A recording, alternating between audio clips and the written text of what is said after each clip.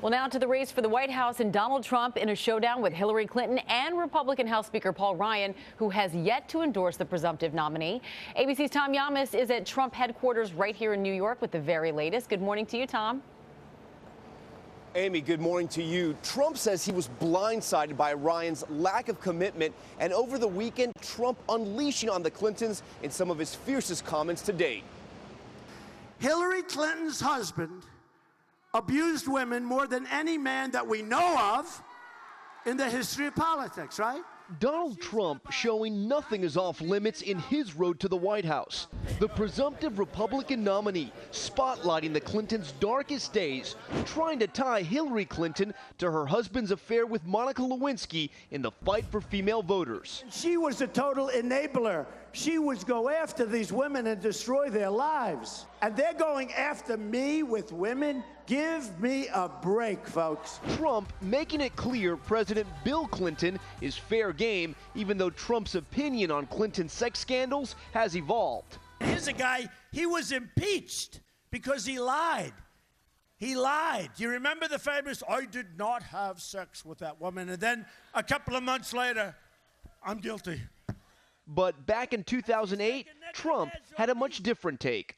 I mean, look at the trouble Bill Clinton got into with something that was totally unimportant. And they tried to impeach him, which was nonsense. The billionaire also saying this about women in America. I mean, all of the men, we're petrified to speak to women anymore. We may raise our voice. You know what? The women get it better than we do, folks. This as Trump is also fighting some of the most powerful people in his own party. House Speaker Paul Ryan announcing last week he's not ready to endorse Donald Trump. I'm just not ready to do that at this point. I'm not there right now. Trump firing back, suggesting to George he may not commit to supporting Ryan as chair of the upcoming GOP convention in Cleveland. Can Paul Ryan chair the convention if he doesn't endorse you? Well, that's a question you're going to have to ask him and Reince and I guess me. Yeah, that's why I'm asking you, though. Do you want him to? Look, I've had so much support. I've had support from all the people that Paul Ryan works with. I mean, and insisting he can win even with a fractured Republican Party. But if the party's split, how do you win? Because I think I'm going to go out and I'm going to get millions of people from the Democrats. Thank you very much. Appreciate it. And Sarah Palin not happy about Speaker Ryan's lack of support. She's now vowing to take down Ryan in his next election because she's a huge Trump supporter. Ryan and Trump set to meet this Thursday. George? Okay, Tom, thanks very much. Let's move on now to Hillary Clinton. She's still in a race with Bernie Sanders, but taking on Donald Trump, trying to take advantage of that split in Republican ranks. ABC's Cecilia Vega here with the latest. Good morning, Cecilia. George, good morning to you. Hillary Clinton and Donald Trump aren't even officially in a one-on-one yet, but you wouldn't know that by the attacks that are flying. And now Clinton is hoping a Trump candidacy might scare off some in the Republican Party and send them her way. Donald Trump may have a nickname for Hillary Clinton. Crooked Hillary Clinton. Crooked Hillary. Crooked Hillary. Crooked Hillary. Crooked Hillary. But this morning, she has a new one for him, too. And their presumptive nominee, otherwise called their presumptuous nominee. Clinton trying to brush off Trump's one-liners while also fending off lingering questions about her personal email server. Some of her closest aides, including longtime advisor Huma Abedin, recently questioned by the FBI. No one has reached out to me yet, but I'm more than ready to talk to anybody anytime. Clinton still locked in a primary fight with Bernie Sanders, but she is laser focused on the general election. And not just winning over Democrats, Clinton is now trying to woo Republicans, too. I am asking people to come join this campaign, and I've had a lot of outreach from Republicans in the last days who say that they are interested in talking about that.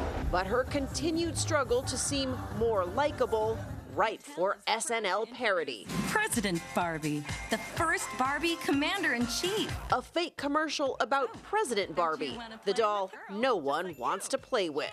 I just don't like her. She's too stiff.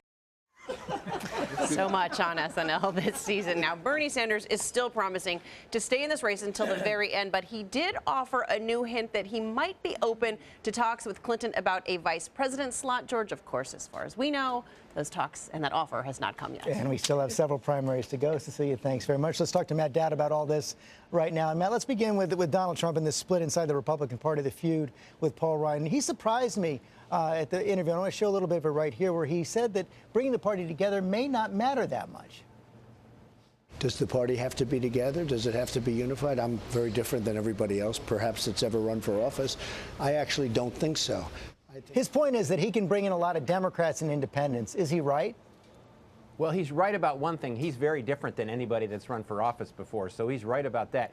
I think he's right that he doesn't have to have the elites behind him, but he needs to have almost 100% support of the Republican voters. So if the split stays with the elites, he's fine. But if the split starts emerging among Republican voters, it's hugely problematic for him. Yeah, that's right. Back in 2012, Mitt Romney got more than 90% of Republican voters, and he still lost. So Trump would have to kind of match that. Meanwhile, looking at the general election and this feud with Hillary Clinton over, he believes that bringing up Bill Clinton's troubles back in the 1990s is an effective counter to the women's card.